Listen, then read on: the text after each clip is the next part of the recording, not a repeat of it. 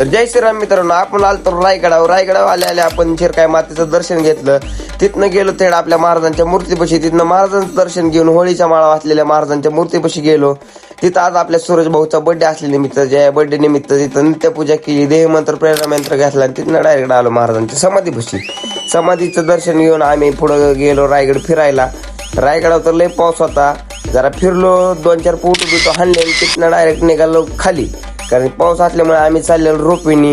हा रोपवेतनं तर असला नजारा होता, दुःख बिक नाच नियोजन होतं. गाड्याच्या खाली आलो तर बघतो तर काही घोटाळा झाला होता. आपल्या गाडीची बॅटरीच उतरली होती, गाडीच चालू होत नव्हती. अरे तेरे को दूसरी कोई गाड़ी नहीं मिली सिंगापुर में? थारला पेट्रोल बोलून गाडी चालू केली. तिथनं गाडी चालू करून आम्ही डायरेक्ट निघालो घराकडे. येता येता रस्त्यात थांबलो, वातावरण तर नाच झालं होतं. ये बाबूराव का स्टाईल आहे. येता येता दिसला रस्त्यात घोडा. मग घोड्यावर बी जरा 5-6 व्हिडिओ फोटो बिटो हाणले.